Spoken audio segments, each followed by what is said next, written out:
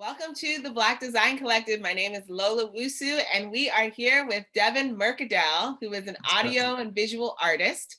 His art is expressed in various forms: canvas, aluminum, acrylic, print, clothing, furniture, and music, amongst just a few of just a couple the things, nothing many too much. mediums that he works with. I love it.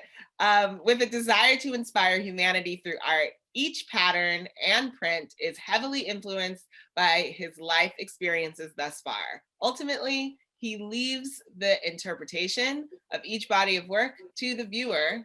It's what you make of it, and we are excited for you, Devin, to be here with us. You see how I did that? Yeah, I see the flow. I love it. Yeah. Design Collective. I see. I appreciate you. It's amazing. Blessed to be here. Once I found out about it, I was like, man, I can't wait. I can't wait to have a conversation with my people and be able to, of course, express some things, talk about some things, and hopefully inspire. So yes, I'm excited because we're on the same committee, the Professional Development Committee, on the board with Black Design Collective. So this is actually the first time I get to know you. Yeah, that's what's up. But we don't really know each other. We just talk about business. So this is really fun. So where are you located right now? Where are you from? So I'm originally from Los Angeles, California, southern kind of area below the 10, I call it, and I say that because, growing up in South Central area, we didn't really have to go above I-10, everything was in that area. Yeah. We was good. So below the 10 area, but now I'm a little bit further north in Los Angeles still as well. So it's cool. I've been back in LA about going on 6 years now. So it's been an amazing journey. It's about the journey, Love it. Love it. Love it. And you have roots in Texas as well? Yes. Yeah. So I'm the only person born outside of Texas on my mother's side. So I'm like, wow. I've always been back and forth, but I'm an LA boy, I'm a city boy, but I like the country a little bit. I dabble with the country, the open land and stuff, it's all love. So yeah, so it's pretty much between here. I've been working on connecting the bridge between the two states for the past year, so through creation. So it's been a blessing. I love it. So you obviously dabble in so many different forms of expressions in terms of media and art. What form was like your intro to this art world? Oof. 5 years old, California Love music video, Dr. Dre, Tupac. To me, yeah, for real. Yes. For real.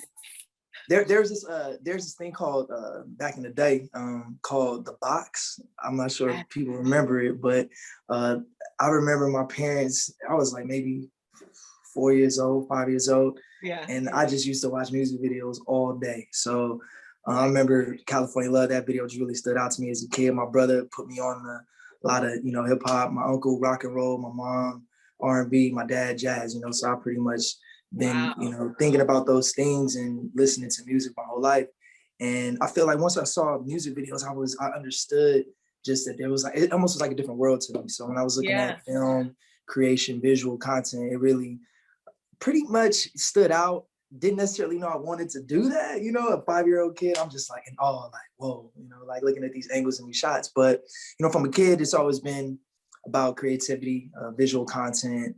But I really started, I would say, within technology when it comes to creating, drawing, designing. Technology with the device was the first step, introduction into really taking it serious. So I would definitely say having those tools, being able to connect between different devices.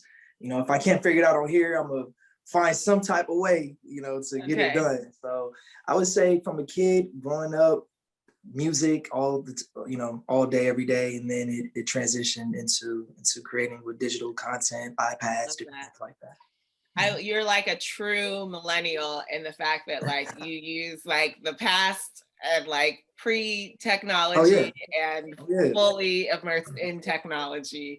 You're like that bridge for sure. I was one of the kids that still went outside and played, and was on my bike, had to come in when the street lights came on. Exactly. Not that I grew up in a wild area, but it was things happening. But I remember the whole dial up, you know, you couldn't get on the internet and on the phone on the house line at the same At the time. same So time, because you had to exactly, wait. exactly. Yeah, yeah. So, you know, for me, it's like, I feel like I was a part of that generation that was able to be outside, be with friends, still do Yeah. things, but then also connect through technology. And Yeah. it was a great experience growing up in Los Angeles. You got to grow up fast out here, man. But it was Yeah, I'm definitely a great sure. experience. Yeah.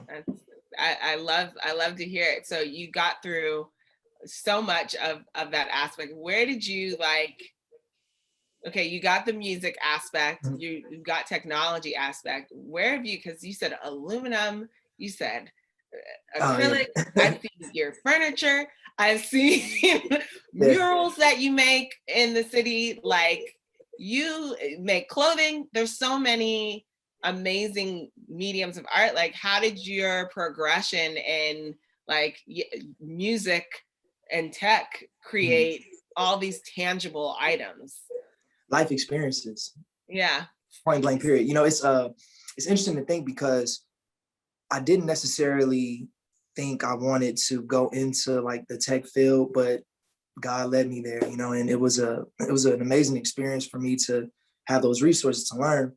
But you know, when I was in school a little bit for a music major, so I was vocal, you know, did some things, Okay. choir, all that, and I feel like as I was going out of that, I was 17 when I graduated from high school, so I didn't really know what I wanted to do with the rest of my Yeah. life. You know? So I just took these steps. I definitely did a lot of jobs in retail, and you know, just experiencing people and interacting with people. You know, acknowledging people, aligning with people, assuring people, all those different things, and it really just helped me become more of an. I've always been an extrovert, but it really helped me experience life in a certain way.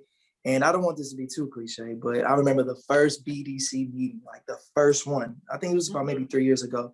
I was there to shoot, you know, BTS content with one of my boys, and Yeah.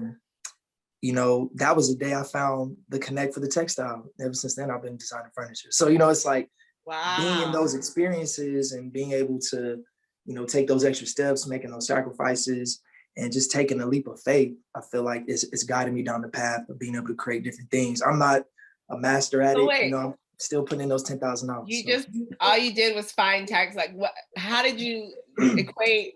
I'm taking photos to. okay, so I I'll break it found down for you. I got fabric, you. and now I I'm got you. making All right. furniture. So look, check it.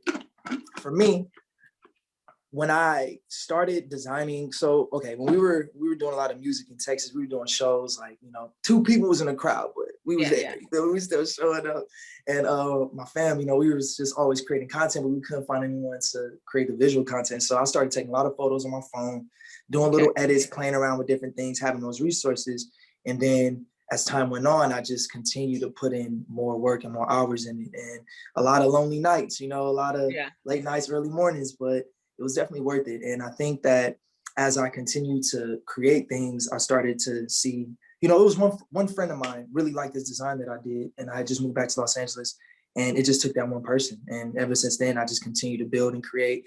And once I realized that things were tangible, like a textile, a scarf, a Yeah. crew neck sweater, a chair, all these different things, I just feel like people can connect with it differently.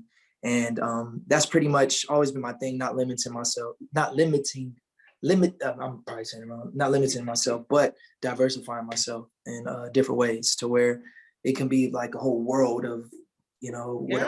what I see in my mind. So I love it. I love that you are taking this approach and showing like there's different ways of going about, you know, living. And one way is to limit yourself and like go tunnel vision. Another mhm, way is to experience every side of who you are and let that mhm, create the brand in of itself yeah, of what it is that you do. I exactly. just, I love that you can do all these things and it makes sense and be cohesive.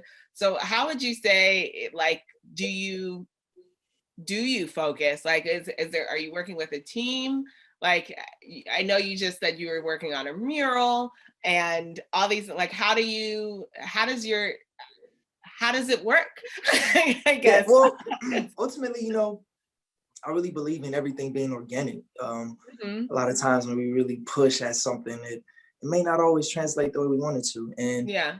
you know, for the past years, I've been really just diving into the vision of what I have and how I want to grow with that, to where now while I do have other people around me that I could rely on and support me from, visual content, all these different things. Like I have a core group of friends that are amazing artists, and we all work together. We definitely have a community of artists, and you can even see their stuff in the background. Yeah, so we all show love. Shout out Pay the Fee. This is my boy out of Texas, man. He's really, really dope, and I really just believe that having a team of creatives around you that believe in you, that have similar stories and similar backgrounds, we make each other better. And a lot of the projects that I've been able to learn from and be a part of to then be where I'm sitting today, which is still a long way to go, but because of my friends, my close friends, and people that I vibe with a lot on a consistent basis. So, there's a lot of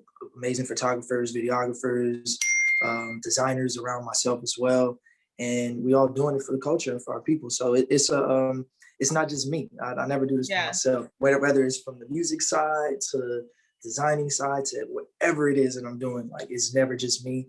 Mm-hmm. And for a lot of time, it was me by myself figuring it out. But now I feel like the past 7 years, I've been able to build relationships with people and continue to work on perfecting that craft. So I love that. So hopefully that answers that question. It does a lot. In general, I think there's a common theme of like, you can't do it by yourself, and understanding that aspect of it.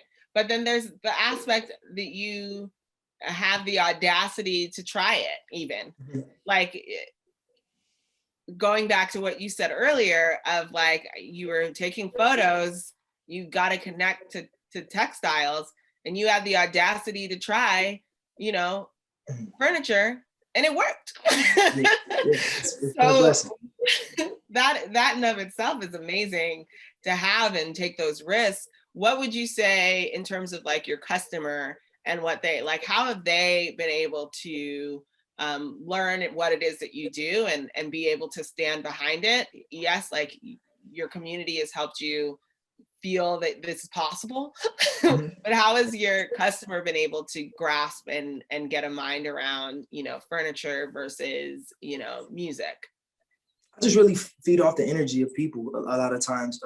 There were a lot of experiences that I've had in the past years that I would receive messages from people I don't even know. And I feel like they're like, keep going, keep pushing. And keep pushing is the thing that I say a lot. And that was just really me writing that down on a canvas one day on a side that was blank. And I just continued to build around it. Now it's become a thing that I feel like I really live by. And when it comes to on the other side, from a customer facing side, I can't really speak as to, I don't know. I feel like I just had faith. I walk by faith, not sight. I think at the end of the day, if I could follow through with the idea and make it tangible, then someone may see something in that. But it's really just the love that I get from people when they see the creations. And I just want to inspire. I just want to leave this place better, than when I got here. I believe that's the correct terminology. But I think it's a thing of an experience with products.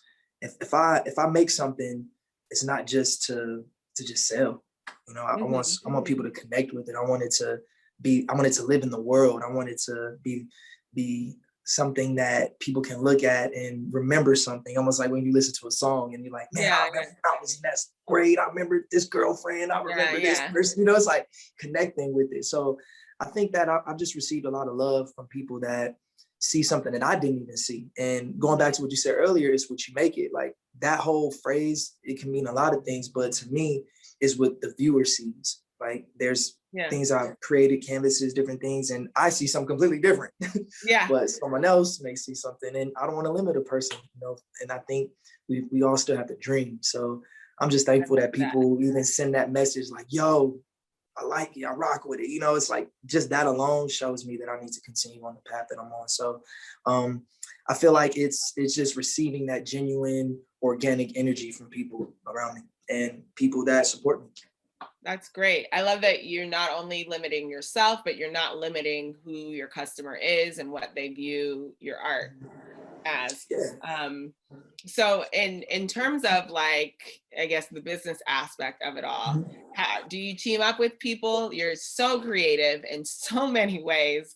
Are you also creative in the business aspect, or is that something you team up with on Yeah, that? well, I feel like both. I have recently started partnering with some people that have been able to help push me in other directions and, Yeah. strategically create. And T Vickers, man, she's amazing. I worked with her on a previous project during COVID and went amazing. It's the last gallery that I did. And, now that's building in other areas such as Watts, Better Watts Initiative, where we're teaming up Wow. with a lot of people. So I feel that I'm definitely working in a direction with wanting to build. And aside, from my boys, my family, we all work together, we all create together. Yeah. And I think it's a thing of just being open to grow. A lot of times, we want to Yeah. do it all on our own, or we think we can, but that's That's just the not the thing. case. It's not the case. So for me, I feel open to being able to expand into different things, public relations, a lot of things I didn't really think about, but for the most Yeah. part, before I was just thugging it, doing it on my own, just Yeah. trying to figure it out, because I think I had to really know myself to understand who I am, where I'm from, to understand where I'm going. And Yeah. it took a lot of hours and a lot of time. So I think at this point, we have to just remember that on this path, we're going to experience people, and, we got to just show love. And, as long as it's organic, as long as it's just real. So. I love it. I love it. So one of the things that you have in your designs is a triangle, a signature shape that you've put in just about everything that you create. What it's meant to, as you say, to and be the intersection between mind, body, and soul. Why is this important to you, and what sparked that motivation to add it in all that you do? Well, that's a great question. I feel like a lot of people. It's so funny. A lot of people say that those triangles are like Doritos. It's so funny, man. It's like they like little chips of Doritos. I keep hearing it. For years I'm hearing that. But to me, it's that Holy Trinity. It's the mind, body, and soul. It's the thing about it is, if you were to put like 15 different triangles, two triangles, however many triangles, in my mind, I look at it as, whether they're any shape or size, they're a piece of a puzzle, and they can become parallel, and it's like, I think of that. I think of just the symbol of a triangle. It just gives so many different meanings. I was talking to my boys one day about like pyramids and like different things about the foundations building up to the goal. There's so many ways that people can relate to it. And I have been, working on different designs that don't involve only triangles, but I feel like it's just been something that's been so natural to me. And Yeah.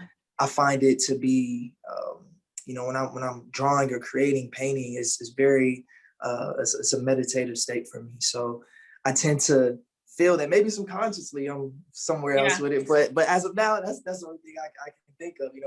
I love the Holy Trinity of that mind, body, and soul. So. I love that. I love that. So, in terms of collectively getting all of these things together, what is something that you learned from this and creating this art and making it mean something to you, inadvertently meaning something to people, and then selling and marketing? What is something that you learned recently that you wish you had learned before? I wish I knew how great of an artist my grandfather was. I never got to meet him. Wow. But I think that that's something that really pushed me and pushes me into the direction to continue to grow with it and level up. Because my grandfather, going back to Texas, he I never got to meet him, unfortunately, but man, he's I just see all this work in my aunt's house, my mom's house, my cousins. They all have his work spread out. And I come from a pretty big family out there, so like amongst, I got 4 aunties, so it's like it's wild. So I think for me, experiencing my family and seeing what my grandfather did. I mean, I have the last piece of his original piece from that was on the easel before he passed away. Like literally, he was working on that. So I think about all these things that I hear and about him, and all the things that I've experienced and the stories that have been told. And even then, it's still so much I don't know, because for him to paint these pieces, it's like, yo, you had to been thinking about something. You have been feeling something. It's another way to express yourself. So I feel like recently that's been a motivation for me, because like I said, I didn't get to meet him, but I hear a lot of stories about him. And I feel like that's something that has pushed me in the direction to want to, you know, do this in his name, my family's name, and also, you know, create a legacy. I love that. I'm So sure you'll be proud too. Yeah, definitely. And I feel like, so, you know, think about it, to answer the other part of your question, like when it translates over from that into creating, into then becoming a tangible product that someone can purchase or look at and enjoy and experience, I feel like there's just a lot of love in it. There's substance in it. And I don't think anything that I'm gonna put out I don't think anything would not have that. So, and I owe that to my family. I owe that to God. So that's great. I love that. So good. Hey, no, it's all good. You know, I'm over here. You know, we just chilling. It's a third, you know, it's a good morning. You know. So, what is a risk? Because you take so many. What is a risk that you took that was particularly big and ended up paying off? Yeah, so I can name two. One was moving back to Los Angeles, which, you know, it took a big leap of faith. You know, I was talking to my brother, Cornell, and I was, you know, I remember we were just chilling in Texas, man, just figuring it out. And I like looked at him, I was like, man, I'm gonna go to LA. I'm gonna go back home, and I'm gonna bust my ass. You know what I'm saying? I'm gonna just grind. And at that point, designing wasn't really in the front of my mind at that time. It was like, yo, how am I gonna eat? How am I gonna be able to grow? You know, I was building a relationship with my father again after years, and you know, sleeping on an air mattress in the living room, you know, doing my thing. And I feel like that leap of faith really made a difference. We all have, you got to. It's a part of that journey we're talking about, not the destination. You feel me? So I think it was an experience that a lot of people probably was like, yo, but I had to. And I feel like it definitely made me a stronger person. It showed me that a lot of times, even if people may not see the vision, it's all love either way. And one definition of success for me is the way you treat others, where you're able to succeed in things that maybe they didn't think you could do. And, you know, I think that was definitely a risk that I took. And I would say the second biggest risk was leaving the 9-to-5 3 years ago. And I feel like that was something that originally was like, all right, let me see. You know, I went from full availability to only working on the weekends, and you know, mobbing with my boys. You know, bless them. You feel me? They believed in me. They seen a vision. They wanted to bring me along with it. So, like I said, it's never only me, and it's never about just me. So, taking those steps. You know, I've been working retail between jobs just in general. Like I said, I started when I was like 15, 16 years old. You know, bagging groceries. So I feel like it was time, and I understood that if I was going to do it, I needed to go hard. And I still feel like I can go a little bit harder, you know? So I think that was definitely a big leap of faith, where, you know, I'm taking the floaties off. I'm not, this is sink or swim at that point, you know? So fight or flight. So. That's 100% what it feels like when you finally leave the security of the 9-to-5. It's like, all right. You know, someone told me one time, they were like, this guy came in, because, you know, like I said, I was in the tech industry and on the consumer business relations side of it. What did you do in tech? I was, selling devices, learning, honestly. Like, I got gamed up, you know, by the resources that I had. It was a blessing. So, you know, I was, you know, customer facing, so like that front line. And I remember someone came in one time and we were talking. He was a writer, musician. And then I was telling him what I did. And then I think he said something along the lines of, so how would you be able to reach your full potential and be the best at that if you spending time over here, or if you spending time doing these things? And it just hit me, and it's just like, damn, you know. Of course, there were other things along the way that kind of made me realize, all right, maybe I need to take these steps in a different direction and channel that energy and time, because it's so important. And I feel like a lot of those things and a lot of loops that I had to jump through to be able to get there. Yeah. You know, it ended up happening though. And I mean, trust me, it's not easy. It's not a thing that, you know, it's definitely a transition after, you know, when you take that leap. So Yeah. for me, it's just realizing the power of the internet, the power of God, my family, my friends, you know. So Yeah. I think those different things stand out to me though, when I realize like the time management, the time that you have to put in those 10,000, 20,000 hours. So, Yeah. you know, that helped me, that kind of pushed me a little bit more too. So, and like I said, my boys, they, you know, they've been holding me down. So it's love. Yeah. I Yeah. love it. I love it. I love it. And you're so right. It's the recognizing what the powers are. Like for me at least, it was like when I realized how big God was. And if I ask him for Mm-hmm. something, you know, Mm-hmm. Yeah. No, for real. tell No, me what it that's was, real. it'll The most power likely is happen. real. You feel And me? That the higher if I power, the put in higher work, energy. exactly. In the internet, if I put in work, like there are things that you put in and you ask for things and they come back, and it's recognizing how powerful that is in your life that helps you succeed. So that's amazing. So let's get into your everyday life. When do you wake up? Everyday life. When do you go to sleep? What do you Ooh. do during those hours? What does it look like? Man, you know, it's interesting. It's changed the past, I would say, like year and a half with the whole sleep patterns. Like I feel like I go to sleep a lot earlier now. I used to late night, early morning, go to sleep 2 something in the morning, wake up Yeah. 10, you know, but I've been sleeping a little bit earlier now. I'm working a little bit harder throughout the day. So I would say I'll probably go to sleep around like, man, my homies may say 10 o'clock and I'll be passed out sometimes, but I'll wake up and then get in bed around like 12 That's 1 me. o'clock, you know, but you know, and I really, it's interesting though, because I wake up now a lot earlier. It's just so much to live for, you know, so much to Yeah. do. Not that it wasn't before, but more so my focus is different. And I would say I wake up between like 6 and 7 every day.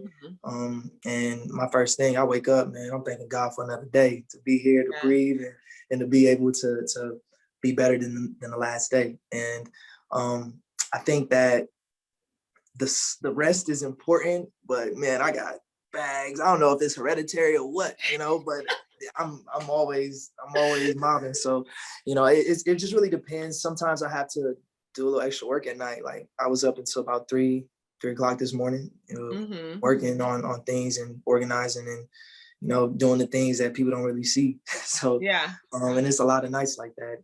And so, you know, my routine is really just to try to wake up and just breathe and reach out to my family, write down some notes. I may have an Mhm. idea. I may have had a dream and like, oh, or an idea or something, and voice memo it, you know. So yeah, that's my thing. And recently I've been doing a lot of oil pulling too. Yeah, I've Ah. been doing a lot of oil pulling, like coconut oil. I used to do it before, but I wasn't as consistent with it. But yeah, so every morning I've been doing that, you know, just working out a little bit more. I ain't trying to be swole, but I've definitely been focusing on being able to be active, stretching as much as Yeah. I can. Yeah, You need so your body to work so you can work. yeah, exactly, man, exactly. You know, it's always gonna be changing though, I feel, but I think that if I could get up early in the morning, it just gives me a lot of time to get things done throughout the day. I'm Mhm. not feeling rushed. Can go on a hike or something, you know, or Yeah. whatever, you know, or even just wake up and just call my people, call my family. You know, they Yeah. 2 hours ahead out there, and I have family I out love here that. too. So it's like, you know, it's cool to just kind of be ahead of the game as much as I can. But there are times I like just doze off, and I shouldn't feel bad about it, but sometimes I do. I Yeah, fully understand that feeling, the like guilt and rest. yeah, Um, for sure, but you for need sure. it in order to succeed with the rest and to continue. Mhm. Um, Exactly.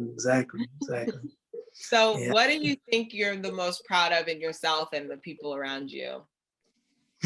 Man, I just love the work ethic of everyone around me. I love the compassion. I love the empathy. Mm, I love the potential of all the things that we can do for our generation for this time. I always think about how like these are the moments that are making us who we are. And I think that if we put in the work and we continue to build, who knows what will happen. So I think it's more so for me being able to go back to those basic things that we learned in grade school of like treat others the way you want to be treated. Your friend's gonna tell you when you're wrong, all these different things. And like I'm really, really focused on wanting to just help and support others and inspire others. So when it comes to like my everyday routine, I really feel like I've been around good energy, and it's been consistent. And I think that that's definitely helped me as a creative, because it kind of keeps a lot of the other energies like I kind of like, but it's a balance though too. We definitely have to have balance. We got to understand the reality of, being optimistic is a thing, anything is possible. But I do believe that once I transition from like being like the extrovert to the extrovert living the introvert lifestyle, then I was able to kind of adjust differently. And I've definitely been seeing how it affects what I'm able to put out and what I'm able to create. I love that. And you should be proud of yourself for those things as well. And that last thing you just said is something I realized as someone who was raised as an extrovert. I was like, maybe I enjoy the introvert life. Yeah, man. And this was pre-COVID. I'm talking 2016 was when I had the awakening of like, man, I'm literally about to lock myself in this room. I know my friends are going out. I'm gonna lock myself in this room and just kind of like just draw and just create. And a lot of those things became pieces that I could say are like stepping stones into where I'm at today. And had I been out, doing whatever, like I've been able you don't have time to create.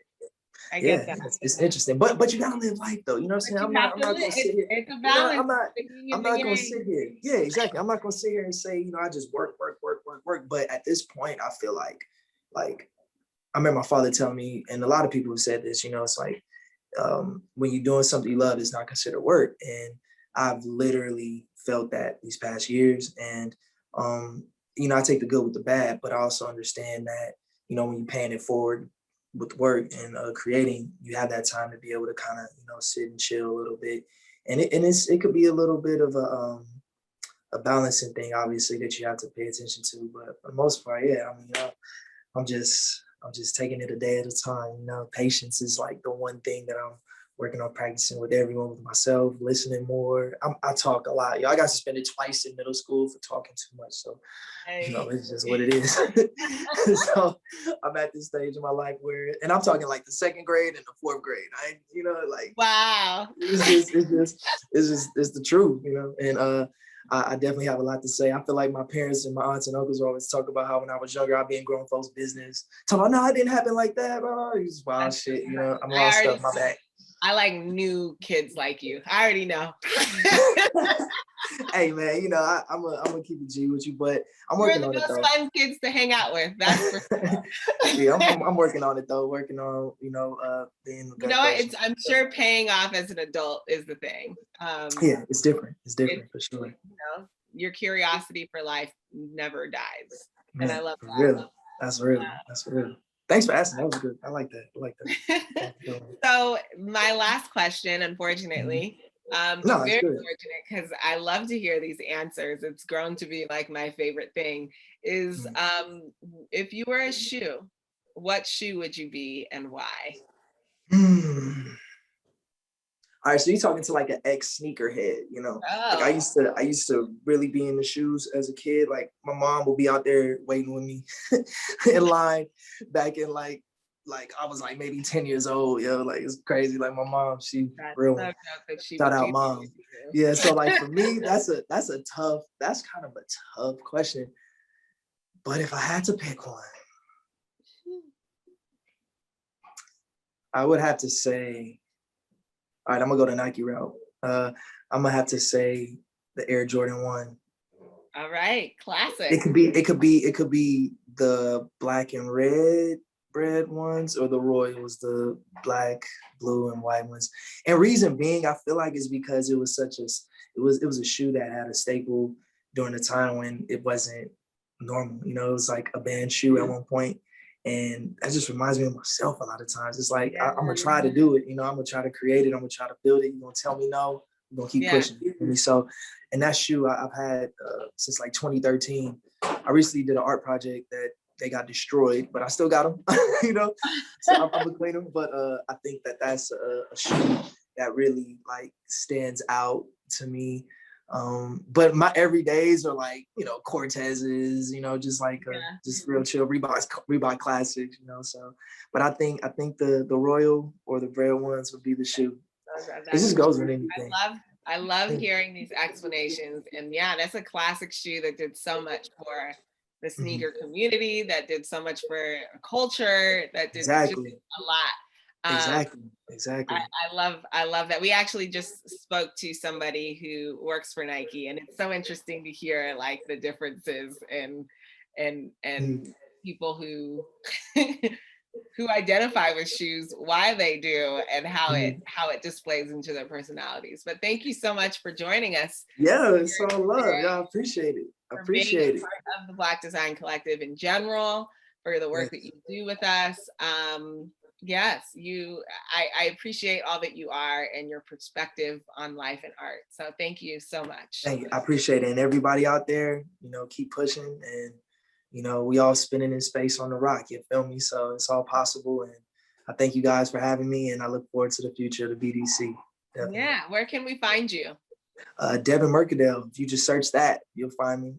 DevinMercadel.com, Devin Mercadel on Instagram. I don't really be on Twitter. I should, but Devin Mercadel on there too. So, you know, we're working on a couple of things. I'll definitely keep you guys updated, and hopefully we can continue to build for sure. Great. Can't wait. Thank you so much. And already, Lola, you killed it. You killed it, Lola. I appreciate you. Thank you. Thank you so much. I like that jacket too. The earrings you're doing. I see you glowing. Go. All right, love. Thank you. Bye. Bye.